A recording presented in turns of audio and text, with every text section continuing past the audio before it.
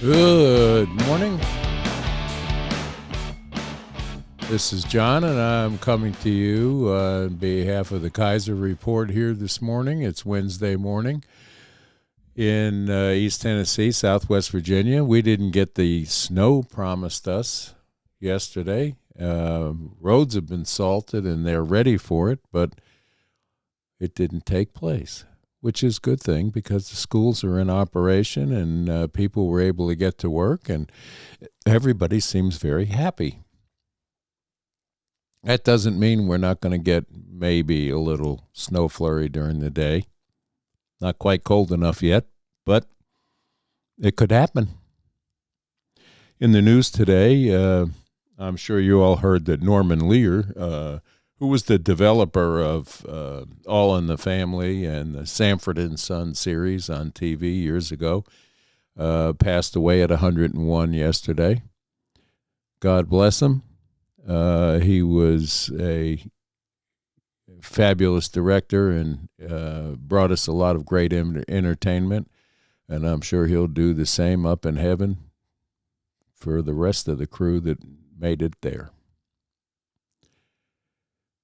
They were informative series that touched on things that weren't commonplace in those days when those TV programs aired, controversial, but yet there were lessons to be learned in every one of them.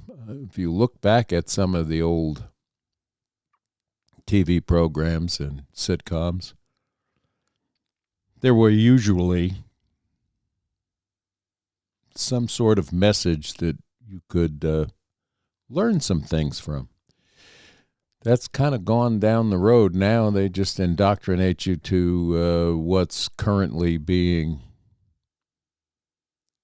forced on you rather than letting you figure out what the lesson should be learned in these things.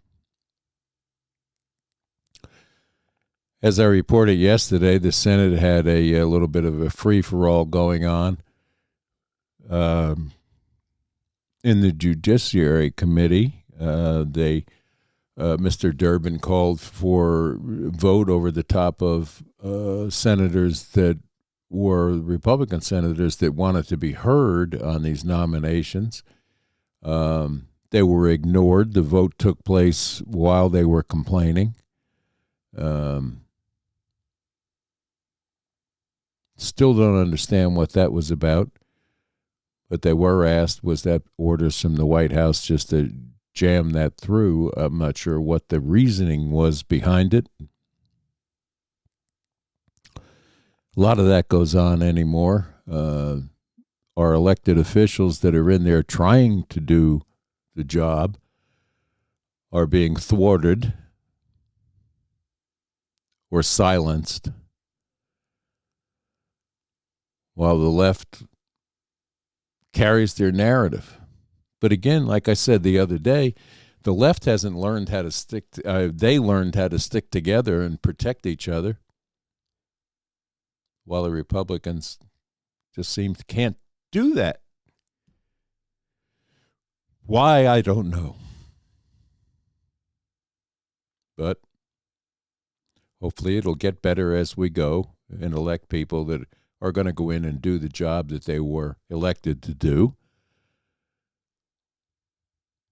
What else is in the news today? The upcoming debate is set. President Trump will not be part of it. Hopefully they'll ask Chris Christie why he's even there, with the poll numbers being what they are. Actually, for everybody that's going to be on the stage, they're all playing catch up. But it'll be interesting to hear. I'm sure there'll be some counterpoints there worth listening to.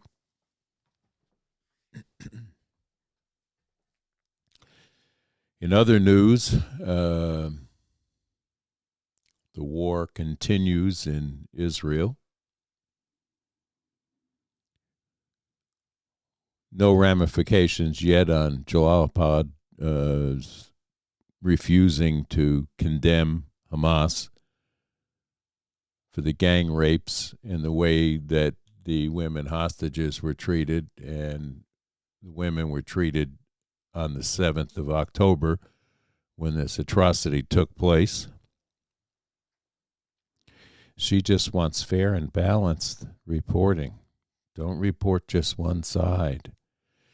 Well, the Israeli soldiers did not go in and do this to Hamas women. It was just the other way around. But it's easy for the Ivy League students not to realize that. And it's easy for her to cover up the fact that she will not admit, as a woman, that this should never have happened. That this is part of your squad that sits there, which I call terrorist plants, inside our government.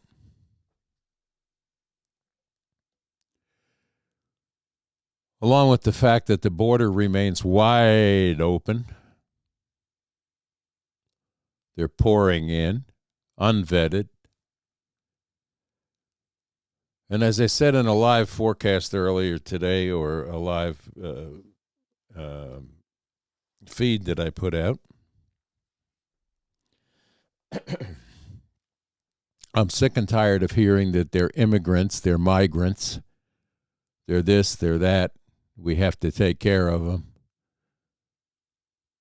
These are illegal criminals that have crashed the border for whatever reason without the paperwork, without following the rules, and we assign nice names to them, all while everyone knows they've broken the law, which makes them criminals.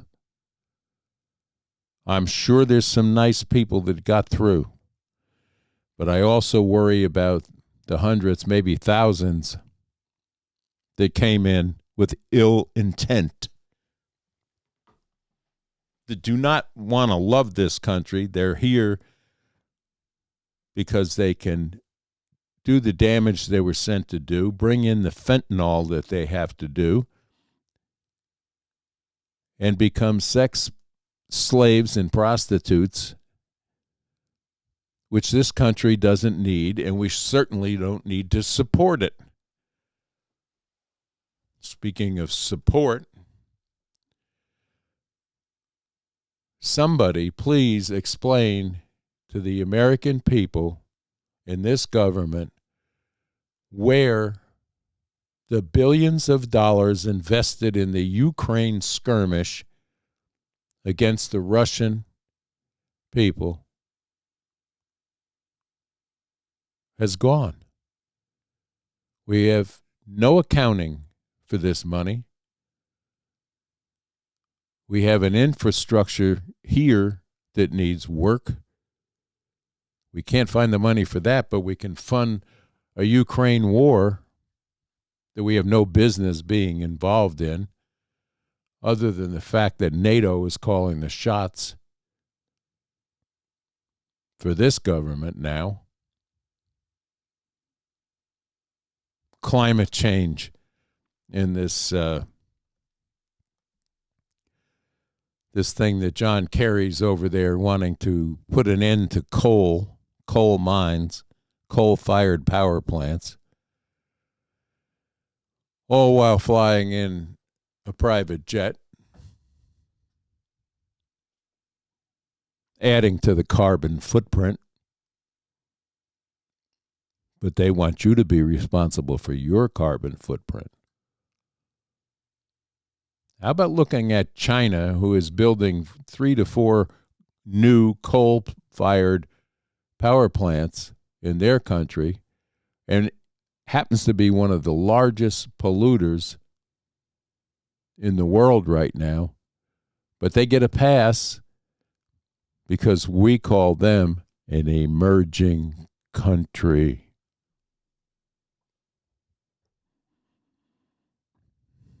Makes no sense. India, same thing.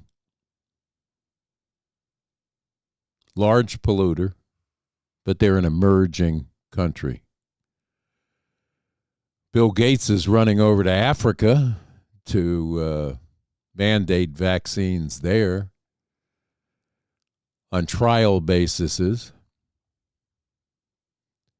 That's an end run around the FDA and CDC, what's left of both of those organizations that really do the job that they're supposed to be doing, rather than dabbling in politics. And here it is, the holiday season. We have wars going on.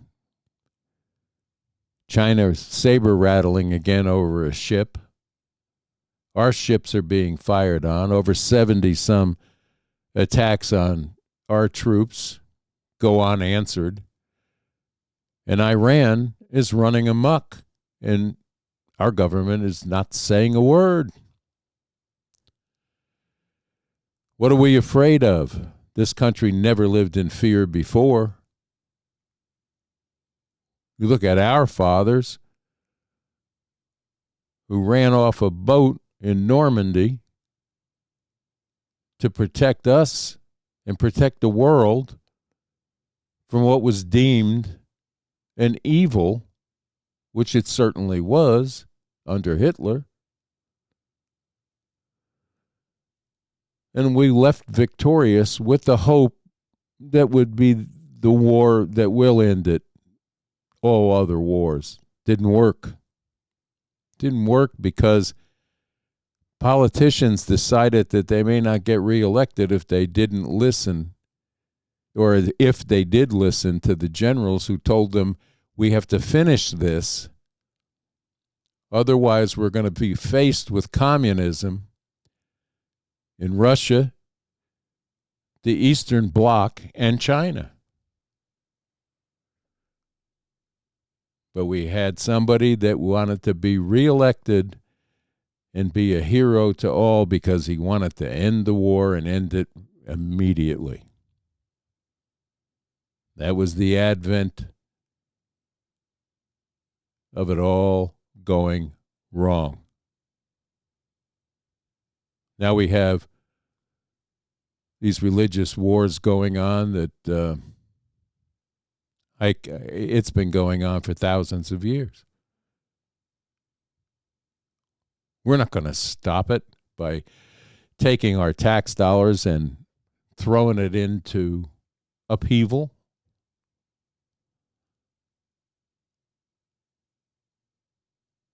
This time of year, we're supposed to be happy, looking forward to a new year coming in, which happens to be an election year, which ought to be very interesting because we've done nothing on election reform. Although we know full well that there was some shenanigans going on in the last election, but that's still being debated. But the people are beginning to understand, and we, the people, are the ones that have to fix this. And unfortunately, we have to do it through a voting booth. But there has to be voting reform. There has to be a stop to these mail-in ballots. There was never anything wrong with absentee balloting in the past. Why we have the post office now deciding who gets ballots and who doesn't is beyond me. It's rigged. But that's the state of the union as it exists today. We need politicians that are in there to do a job and make these changes happen, protect us, and we're all willing to protect the country. But in my estimation, the youth today are being indoctrinated to think otherwise. Do they love our country? I don't know. the answer to that. Talk to your local college student and get their opinion. You'll quickly see that they've been taught differently than we had been taught in the past. Elections are great if they're held with integrity, and that's what we have to bring back. And if the criminal element that have crashed the border end up in the voting booths without being citizens, that's going to be another crime that has to be looked at. Because I believe that's the angle and the reason for the border remaining open.